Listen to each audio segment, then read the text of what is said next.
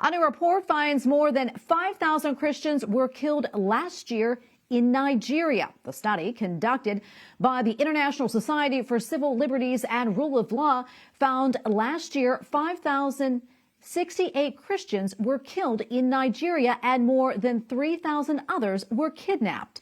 In the first 3 months of this year, more than 1,000 of the faithful have been killed. There we go now to Eric Patterson, president of the Religious Freedom Institute. Eric, thank you so much for joining us tonight. We appreciate it. These numbers are just so shocking and very concerning. What's behind the violence? And is there anything that can be done to stop it? Gracie, thanks for having me. Although this is a very somber conversation instead of issues, what's behind the violence, first and foremost, is violent Islamic activity directed at Christians, also directed at some of their fellow Sunni Muslims and Shia Muslims. There's widespread religious violence. But to give you a sense of the scope, Nigeria is the most dangerous place to be a Christian in terms of the number of people who are killed annually. And this number, this 5,000 number, seems to be credible. We've seen other reports in the 2,000 to 4,000 and above 4,000 range that corroborate this. And it is the targeting of Christians to take their land, to bully and scare them out of the region, both in the north and in the central part of the country. Eric, we know that Nigeria was removed from the State Department's list of countries of particular concern, which is kind of hard to understand in light of all these atrocities. What do you think it will take to get Nigeria back on that list again? And what does that designation do for folks there? Well, unfortunately, the Biden administration just simply does not take this violence seriously.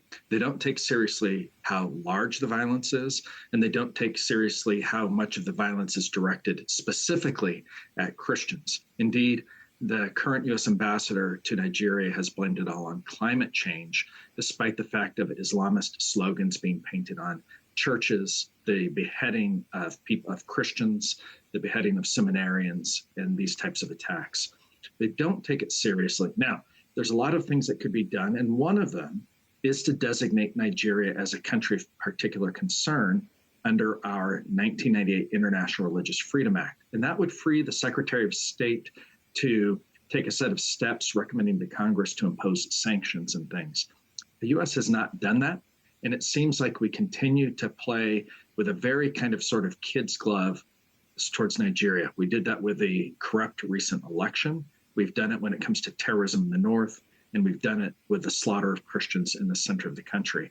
In a sense, by not taking this seriously, we're abetting a destabilizing situation in Nigeria.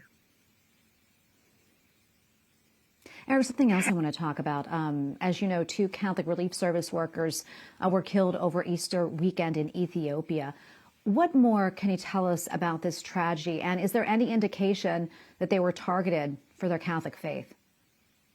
This is one where the details are just a bit sparse, but yes, 2 Catholic Relief Services workers were killed. What seems to be going on in this case is that there's a lot of uncertainty in the country because the central government in the capital has been trying to disarm armed militias that are actually part of sort of state National Guard units around the country. And this has erupted in outright violence between the 2 sides. And so it is unclear in most of the reporting that these 2 were targeted. It seems to me that they were in the wrong place at the wrong time. But here's the bigger problem. Why in the world would Christian relief workers, clearly designated, it's clear that they're not government officials, it's clear that they are not there in some sort of armed capacity, why were they murdered? And we've seen an uptick in violence against faith-based humanitarians and Christians, not just there, but really throughout northern and eastern Africa. And this is great cause for concern. Absolutely, it is. Eric, thank you so much for speaking with us about all this. We appreciate it. God bless you. Thank you very much.